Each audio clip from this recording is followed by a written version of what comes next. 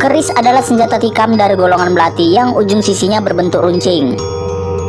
Senjata asli dari Nusantara ini memiliki bentuk yang khas dari senjata tajam lainnya karena bilahnya yang berkelok-kelok. Pada masa kerajaan, selain digunakan sebagai senjata berperang, keris juga melambangkan kedikjayaan atau kewibawaan bagi sang pemilik. Dan banyak di antaranya, beberapa keris memiliki pamor tersendiri pada masanya yang sangat melegenda. Dan merangkum 9 keris sakti yang sangat melegenda pada masanya. Tapi sebelum itu jangan lupa 9 keris Carubuk. Keris Carubuk merupakan keris yang dimiliki oleh Kanjeng Sunan Kalijaga. Keris ini merupakan hasil karya Empu Supomandagri. Awal mula keris Carubuk tercipta karena keinginan Sunan Kalijaga memiliki keris untuk menyembelih kambing. Lalu Sunan Kalijaga memberikan sebuah besi yang berukuran kecil sebesar biji asam jawa sebagai bahan pembuatan keris. Empu Supo kala itu terkejut melihat besi kecil yang berada di tangan Sunan Kalijaga. Beliau merasa tidak yakin untuk membuat keris dengan bahan yang sangat kecil itu.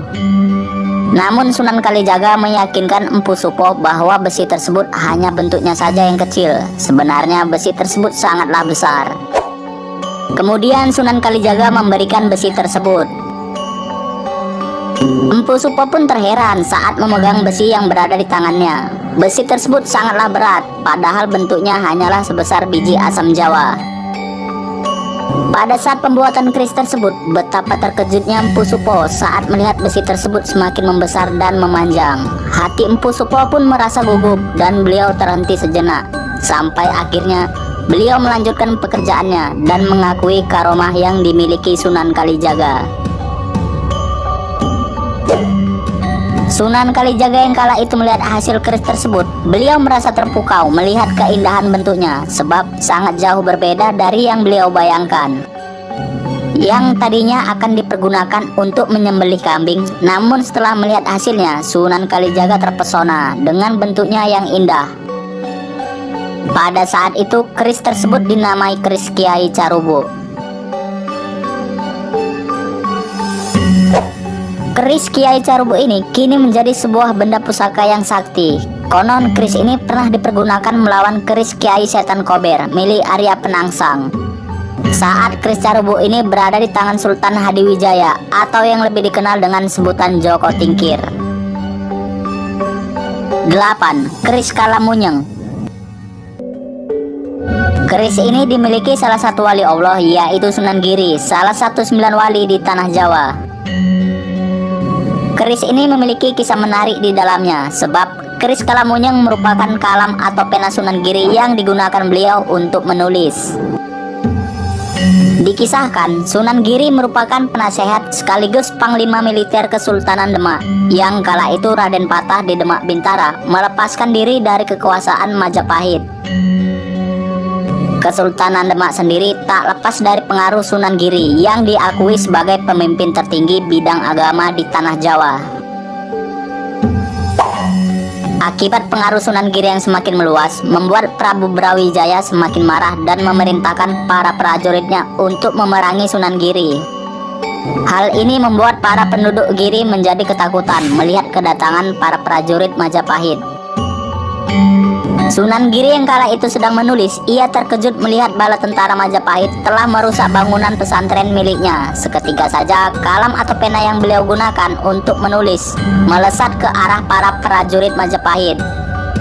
Kemudian beliau berdoa kepada Allah. Seketika saja kalam atau penanya beliau berubah menjadi keris. Kemudian keris tersebut mengamuk dengan sendirinya, melayang-layang di udara dan menghancurkan para prajurit Majapahit.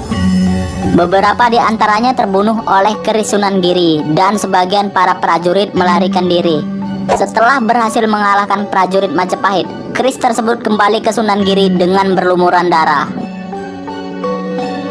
Sejak saat itu, keris tersebut dinamai keris Kalamunyeng oleh Sunan Giri. 7. Keris Taming Sari.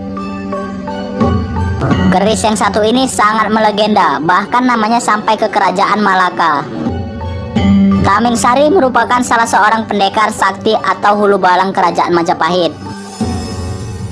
Konon Taming Sari dikenal sebagai pendekar yang mahir dalam berkelahi dan memiliki ilmu kebal. Sampai akhirnya keris Taming Sari jatuh ke tangan Hang Tuah yang merupakan hulu balang Malaka. Keris tersebut merupakan hadiah kerajaan Majapahit kepada Hang Tuah karena sudah mengalahkan pendekar kerajaannya. Dikisahkan kejadian ini saat Kesultanan Malaka di bawah pemerintahan Sultan Muzaffar Shah berkunjung ke kerajaan Majapahit bersama hulu balangnya termaksud Hang Tuah. Kedatangan tersebut disambut hangat oleh Majapahit dan disertai juga adanya adu tanding antara kedua hulu balang, yaitu Taming Sari dan Hang Tuah. Hang Tuah memenangkan duel tersebut. Ia telah berhasil membunuh Taming Sari. Kemudian keris Taming Sari diberikan kepada Hang Tuah sebagai hadiah karena pemiliknya telah terbunuh. Kisah mengenai asal-usul keris Taming Sari diceritakan dalam naskah hikayat Hang Tuah dan Salatu Salatin. Keduanya merupakan naskah Melayu yang mengisahkan perjalanan Kesultanan Malaka dan Hang Tuah. Di Malaka, keris Taming Sari dijadikan lambang kewibawaan atau kejantanan bagi orang Melayu karena mampu mengalahkan pendekar Majapahit. Mengingat Majapahit merupakan kerajaan superpower di Asia kala itu.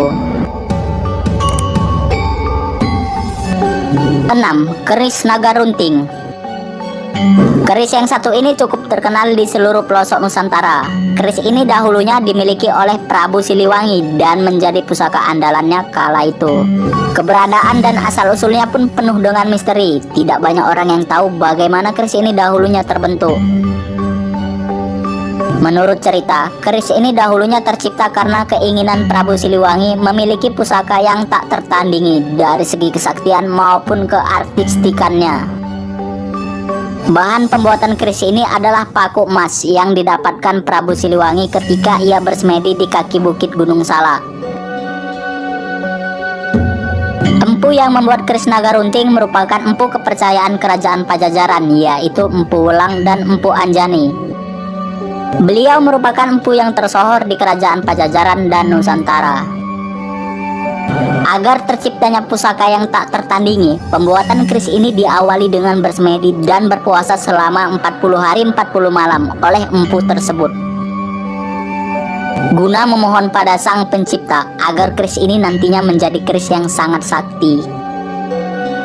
Keris Naga Runting juga dikenal dengan sebutan Naga Runting Makan Emas atau dalam bahasa Jawa ngemut emas.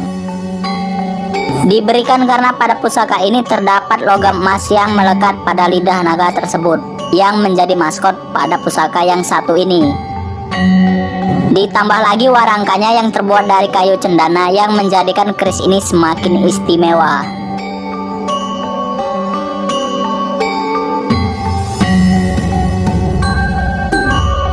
Lima. Keris Nogososro Sabu Inten. Keris Nogososro merupakan salah satu keris yang legendaris. Keris yang satu ini merupakan peninggalan Majapahit yang dibuat oleh Empu Sakti Mandraguna, yaitu Empu Kinom.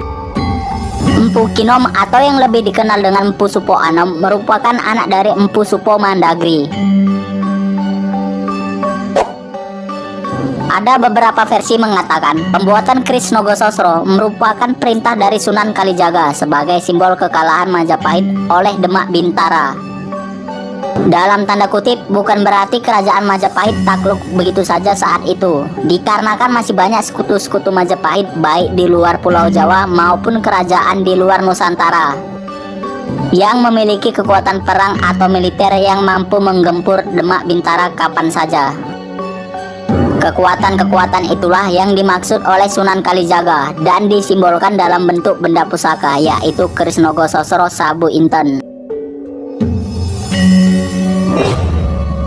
Berdasarkan manuskrip kuna yang tertulis dalam bentuk tembang Macapat, diceritakan keris Nogososro Sabu Inten dibuat pada zaman kerajaan Demak Bintara.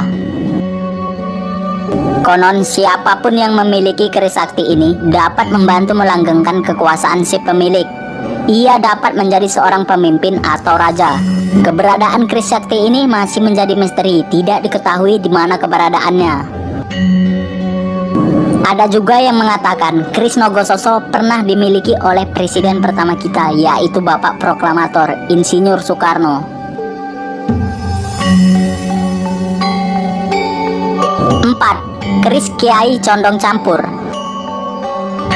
Keris Condong Campur adalah salah satu keris pusaka dari Kerajaan Majapahit. Keris ini juga dikenal dengan sebutan Kanjeng Kiai Condong Campur. Dalam pembuatannya, keris ini melibatkan 100 orang empu yang semuanya notabene-nya ahli dalam membuat pusaka. Condong campur merupakan suatu lambang keinginan atau menyatukan perbedaan.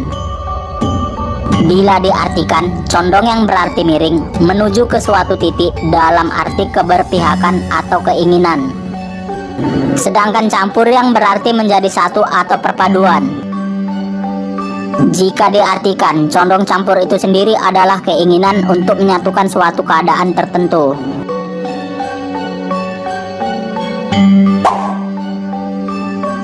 Bahan dalam pembuatan keris ini diambil dari berbagai tempat dengan harapan nantinya keris ini akan menjadi pusaka yang tidak tertandingi. Di dalam dunia keris sendiri memiliki kepercayaan tentang adanya pertengkaran antara beberapa keris. Cerita yang cukup melegenda yaitu tentang keris Sabu Inten yang merasa terancam dengan adanya keris condong campur, hingga akhirnya Sabu Inten memerangi condong campur. Namun dalam pertikaian ini Sabu Inten kalah.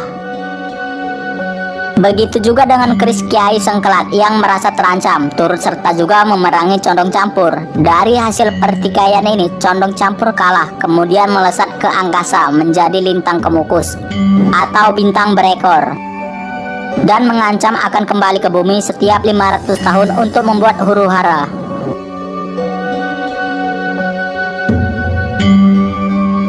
Tiga, keris setan kober. Keris ini pernah menjadi legenda sebab pernah dimiliki oleh Arya Penangsang yang merupakan Adipati Jipang. Keris setan kober adalah karya dari seorang empu yang mahir dalam pembuatan benda pusaka, yaitu Empu Supo Mandagri. Seorang keturunan empu yang berasal dari Tuban. Beliau merupakan empu kesayangan Sunan Kalijaga.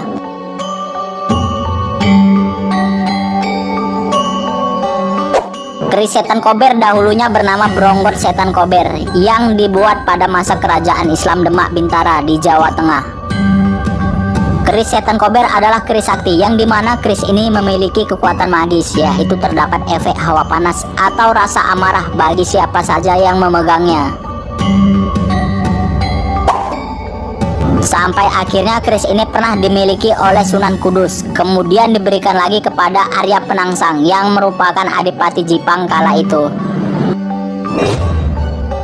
Namun Arya Penangsang tewas dalam peperangan oleh pasukan Pajang yang dipimpin Hadiwijaya. Arya Penangsang tewas di tangan anak angkat Hadiwijaya, yaitu Sutawijaya dengan tombak Kiai Pleret.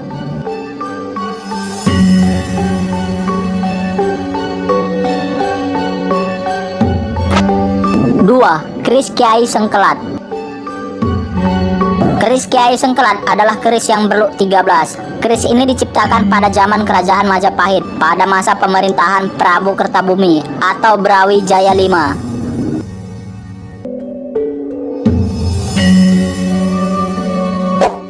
Dibuat oleh seorang sesepuh yang bernama Empu Supo Mandagri. Empu Supo Mandagri merupakan murid dari Sunan Ampel. Konon, bahan keris merupakan pemberian Sunan Ampel saat sedang bermunajat, yaitu cis, besi runcing untuk menggiring onta. Saat ditanya oleh Empu Supo besi ini berasal dari mana, Sunan Ampel hanya menjawab besi ini adalah milik Nabi Muhammad. Sunan Ampel memerintahkan Empu Supo untuk membuat sebilah pedang dengan besi tersebut. Namun Empu Supo malah membuatnya menjadi keris, dikarenakan menurut beliau besi tersebut lebih pantas dibuat menjadi keris daripada pedang.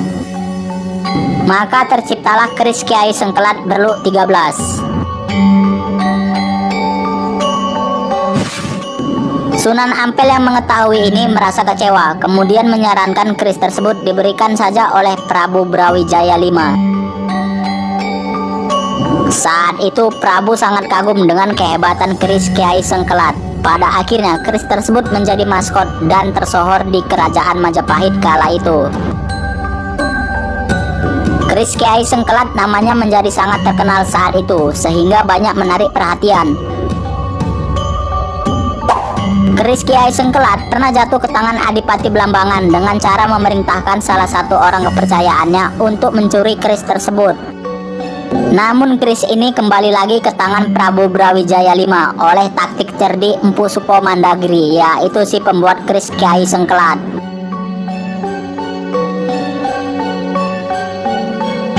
Satu, keris Empu Gandring. Dalam sejarah, keris Empu Gandring adalah salah satu pusaka yang termasyhur dalam terbentuknya kerajaan Singosari di Jawa Timur yang kini menjadi daerah Malang. Pusaka ini sangat terkenal dengan kutukannya yang banyak memakan korban, baik dari bangsawan kerajaan Singosari maupun pendiri kerajaan tersebut, yaitu Ken Arok. Pusaka ini dibuat oleh salah satu empu yang sangat sakti dan juga ahli dalam membuat pusaka pada masa itu, yaitu Empu Gandring. Arok meminta kepada Empu Gandring untuk dibuatkan sebilah keris atas saran seorang Brahmana yang dipercaya sebagai titisan Dewa Wisnu, yang bernama Loh Gawe. Konon, keris Empu Gandring merupakan keris yang memiliki kekuatan yang amat dahsyat melebihi keris manapun pada masanya.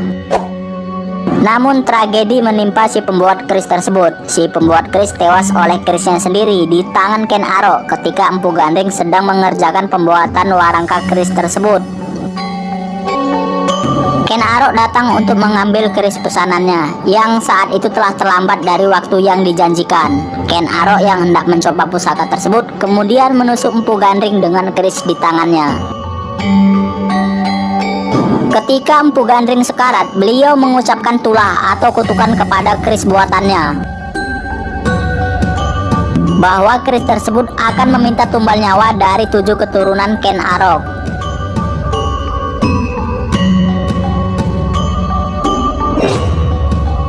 Hingga saat ini keris Empu Gandring masih menjadi misteri, baik dari dapur atau bentuk maupun keberadaan keris tersebut.